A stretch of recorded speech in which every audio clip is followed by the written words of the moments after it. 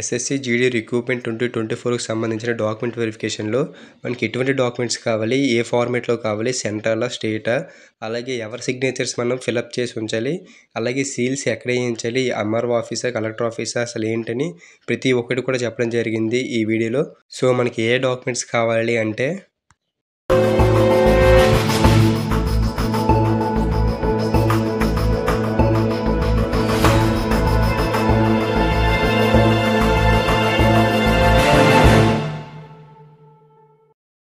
Hi అన్న ప్రతి ఒక్కరికి ఎస్ఎస్సి జీడీ రిక్రూట్మెంట్ ఫిజికల్ 2024కి సంబంధించిన డాక్యుమెంట్ వెరిఫికేషన్లోన మనకి ఎటువంటి డాక్యుమెంట్స్ కావాలి, ప్రతి ఒక్క సర్టిఫికేట్, ప్రతి ఒక్క డాక్యుమెంట్ కూడా చెప్తాను.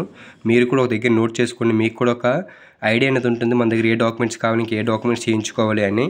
ప్రతి ఒక్క డాక్యుమెంట్, ప్రతి ఒక్క సర్టిఫికేట్ కూడా చెప్తాను, పాయింట్ వైజ్గా రాస్తాను. సో మీరు కూడా ఒక దగ్గర నోట్ చేసుకొని మీకు కూడా హెల్ప్ఫుల్ అవుతుంది కంపల్సరీగా. సో ఫస్ట్ వన్ వచ్చేసి ఏంటంటే మనకి ఏదైతే అడ్మిట్ కార్డు అంటే ఫిజికల్కి వెళ్తే ఫిజికల్కి, మెడికల్లో అంటే మనకి ఇప్పుడు ఫిజికల్, మెడికల్ అన్నీ ఒకేసారి డాక్యుమెంట్ వెరిఫికేషన్ ఒకేసారి కాబట్టి మనకి ఫిజికల్ అడ్మిట్ కార్డు అయితే ఉండాలి ఖచ్చితంగా. ఒకవేళ ఫిజికల్ తర్వాత మనకి మెడికల్ జరిగితే మెడికల్ అడ్మిట్ కార్డు ఉండాలి. సో అది అనేది పక్కన పెడితే మనకి ఫస్ట్ ఆధార్ ప్రూఫ్ అనమాట. ఆధార్ కానీ లేకపోతే పాన్ కార్డు కానీ లేకపోతే ఓటర్ ఐడి కానీ ఏది ఉన్నా సరే ప్రూఫ్గా మనకి ఐడెంటిఫికేషన్ అనమాట.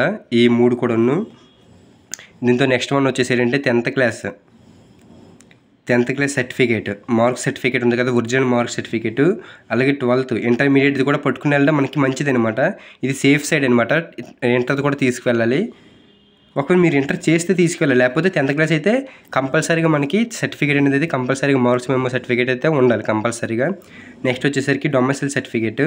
ఈ డొమెసైల్ సర్టిఫికేట్ వచ్చేసరికి ఏంటంటే మనకి డొమెసైల్ ఆర్ పర్మనెంట్ రెసిడెంట్ సర్టిఫికేట్. ఇది మనకి ఆల్రెడీ మనకి ఎన్ఎక్స్డి ఫార్మ్స్లో ఉంటుంది, డౌన్లో ఉంటుంది డొమెసైల్ సర్టిఫికేట్.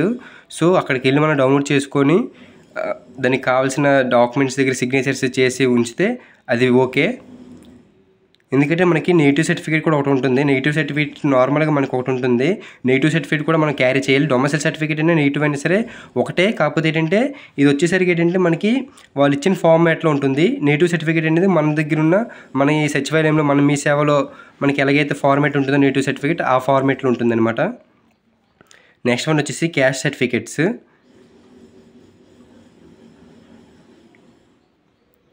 ఈ క్యాస్ట్ సర్టిఫికేట్కి వచ్చేసరికి ఏంటంటే ఎన్ఎక్స్డి ఫార్మ్స్ ఉంటాయన్నమాట. ఎన్ఎక్స్డి ఫార్మ్స్ 6, 7, 8 సంబంధించినవి క్యాస్ట్ సర్టిఫికేట్స్ అనమాట. అంటే దీంట్లో ఎన్ఎక్స్డి ఫార్మ్ ఫస్ట్ ఎన్ఎక్స్డి ఫార్మ్ 6 వచ్చేసి ఏంటంటే ఎస్సీ, ఎస్టీ వాళ్ళకి అనమాట. సెంట్రల్ ఫార్మేట్లో ఉంటుంది ఈ క్యాస్ట్ సర్టిఫికేట్ అనేది, సెంట్రల్ ఫార్మేట్లో ఉంటుంది. దానికి కావాల్సిన సిగ్నేచర్స్ గట్రా మనం పెట్టించుకొని అది కూడా రెడీగా మనం ఉంచుకోవాలి ఎస్సీ, ఎస్టీ ఫార్మేట్లోనే. ఎస్సీ, ఎస్టీ వాళ్ళు మాత్రమే. ఎన్ఎక్స్డి సర్టిఫికేట్ 7 వచ్చేసి ఏంటంటే ఓబీసీ ఫార్మేట్లో ఉంటుంది. ఓబీసీ వాళ్ళకి ఇది కూడా సేమ్. ఎవరైతే ఓబీసీ కేటగిరీ వాళ్ళు ఉంటారో వాళ్ళు రెడీగా ఓబీసీ సర్టిఫికేట్ అయితే సెంట్రల్ ఫార్మేట్లో మనం కూడా రెడీ చేసుకుని ఉంచుకోవాలి. నెక్స్ట్ ఎన్ఎక్స్డి ఫార్మేట్ 8 వచ్చేసరికి ఏంటంటే ఇది ఈడబ్ల్యూఎస్ వాళ్ళకి సెంట్రల్ ఫార్మేట్లో ఇవ్వడం జరుగుతుంది. నెక్స్ట్ వన్ వచ్చేసరికి ఏజ్ రిలాక్సేషన్ పెడుతుంటారు కదా. మీరు ఏజ్ రిలాక్సేషన్ ఒకవేళ మీరు 23 years అబవ్ కానీ అంటే మీకున్న కేటగిరీలో ఏదైతే ఉందో మీరు ఏజ్ రిలాక్సేషన్ పెడితే దానికి ఎన్ఎక్స్డి ఫామ్ 9 అయితే మనం తీసుకెళ్లాల్సి అయితే ఉంటుంది. ఒకవేళ మీకు ఏజ్ రిలాక్సేషన్ హైట్, వెయిట్లో ఏజ్ రిలాక్సేషన్ ఉంటే ఎన్ఎక్స్డి ఫామ్ 9 అయితే తీసుకెళ్లాల్సి ఉంటుంది. దీంతోపాటు ఏంటంటే పోలీస్ క్యారెక్టర్ సర్టిఫికేట్ అని చెప్పేసి ఇది ఉండడం వల్ల ఏంటంటే ఇది సేఫ్ సైడ్ అనమాట. ఈ క్యారెక్టర్ సర్టిఫికేట్ అయితే ఖచ్చితంగా ఉండాలి. మన మీద మనము గుడ్ పర్సన్ అని, మన మీద ఎటువంటి రిమార్క్స్ లేవని ఒక క్యారెక్టర్ సర్టిఫికేట్ అడిగితే మనకు కావాల్సిన పోలీస్ స్టేషన్లో, అంటే కావాల్సిన పోలీస్ స్టేషన్ కాదు, మనకు తెలిసిన పోలీస్ స్టేషన్కి వెళ్ళి అడిగినా సరే వాళ్ళు ప్రొవైడ్ చేస్తారు, నో ప్రాబ్లం. ఎటువంటి ఇబ్బంది అయితే ఉండదు, ఎటువంటి భయపడిన అవసరం కూడా ఉండదు. Next NCC certificate. ఒకవేళ ఎన్సీసీ మీరు బీ చేసిన, సి చేసిన, ఒకవేళ ఏ చేసిన, అంటే మీరు ఏది చేస్తే అది కాదు, మీరు అప్లై చేసినప్పుడు మీరు బి సర్టిఫికేట్ కానీ పెడితే బి సర్టిఫికేట్ ఖచ్చితంగా తీసుకెళ్ళాలి. ఒకవేళ సి అని మీరు కానీ అప్లై చేసినప్పుడు కానీ పెడితే సి సర్టిఫికేట్ ఖచ్చితంగా తీసుకెళ్ళాలి. అఫ్కోర్స్ కొంతమంది ఏ, బి 3 కూడా చేసి ఉంటారు. కాకపోతే వాళ్ళకి అప్లికేషన్ టైంలో బిఏ వచ్చి ఉంటుంది, బి పెట్టుంటారు. సో ఖచ్చితంగా బిఏ తీసుకెళ్ళాలి. మనం అప్లికేషన్లో ఏదైతే మనము ఏ సర్టిఫికేట్ పెడతామా, సి సర్టిఫికేట్ పెడతామా, బి సర్టిఫికేట్ పెడతామని ఆ సర్టిఫికేట్ ఖచ్చితంగా అయితే ఉండాలి. ఓకేనా? ఇక్కడ ఒకసారి చూసుకున్నట్లయితే format of the SC ST certificate annexure form 6 అనమాట. మనకి చాలామందికి డౌట్ ఉంటుంది సెంట్రల్ ఫార్మేట్లో మనకి ఎవరి సిగ్నేచర్స్ పెట్టించాలి, ఏ ఆఫీస్ దగ్గర మనకి వర్క్ అవుతుంది అని చాలామందికి డౌట్ అయితే ఉంటుంది. చాలా ఈజీ, చాలా సింపుల్ అనమాట. మనం ఇక్కడ ఒకసారి కింద చూసుకున్నట్టయితే డిస్టింగ్నేషన్ అని చెప్పేసి సిగ్నేచరు అలాగే ఆఫీసర్ తాలూకా సీల్ అనేది ఉండాలి. ఎవరిదంటే ఎంఆర్ఓ ఆఫీస్లో ఎంఆర్ఓ ఆఫీస్ సిగ్నేచర్ అయినా సరే మనకి నో ప్రాబ్లం, ఎటువంటి ప్రాబ్లం అయితే ఉండదు. ఓకేనా?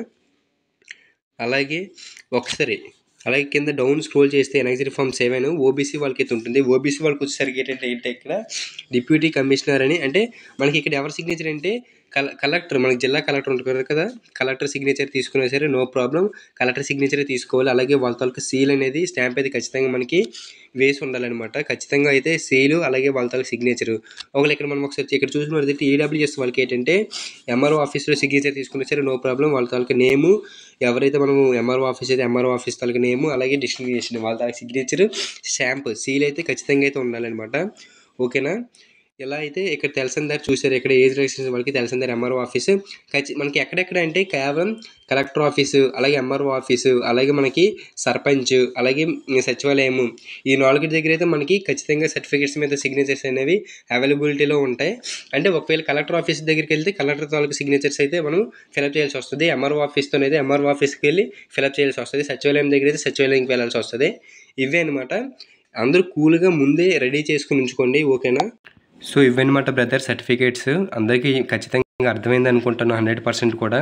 అంటే మనకి ఏం లేదు, మనకి ఏది ఎన్ఎక్సరీ ఫార్మ్స్ ఉంటాయో డిప్యూటీ కమిషనర్, డిజిగ్నేషన్ అయినా సరే, కలెక్టర్ ఆఫీసు అలాగే ఎంఆర్ఓ ఆఫీసు అలాగే మనకి సర్పంచ్ అలాగే మన సచివాలయము దీంట్లోనే వర్క్ అవుతుంది. మనకి ఒకవేళ కలెక్టర్ ఆఫీస్ అక్కడ మనకి సిగ్నేచర్ అనేది కలెక్టర్ ఆఫీస్కి కావాలంటే కలెక్టర్ ఆఫీస్కి వెళ్ళి మన జిల్లా కలెక్టర్ ఆఫీస్కి వెళ్ళి అక్కడ సిగ్నేచరు అలాగే సీలు అలాగే మన తాలూకా క్యాస్ట్ సర్టిఫికేట్స్, ఓబీసీ సర్టిఫికేట్స్ తీసుకెళ్ళాలి. ఫస్ట్ స్టేట్ ఫార్మేట్స్ చూపించి తర్వాత ఇలా సెంట్రల్ ఫార్మేట్స్లో కూడా కావాలి సార్, ఇలా ఎస్ఎస్సీ జీడీ గురించి ఇలా డాక్యుమెంట్ వెరిఫికేషన్ గురించి చెప్పి వాళ్ళు ఈజీగా ప్రొవైడ్ చేస్తారు, నో ప్రాబ్లం. సో ఒకవేళ ఎంఆర్ఓ ఆఫీస్ మనకి సిగ్నేచర్ కావాలంటే ఎంఆర్ఓ ఆఫీస్కి వెళ్ళి సిగ్నేచర్ వాళ్ళ తాలూకా సీలు ఖచ్చితంగా అయితే ఉండాలన్నమాట. ఇది అందరికీ 100% అర్థమైంది అనుకుంటాను. అందరూ కూడా బాగా ఫిజికల్కి రెడీగా ప్రాక్టీస్ చేసి ఉండండి. All the best all once again all the best. బాగా ప్రాక్టీస్ చేయండి ఫిజికల్కి. జై హింద్.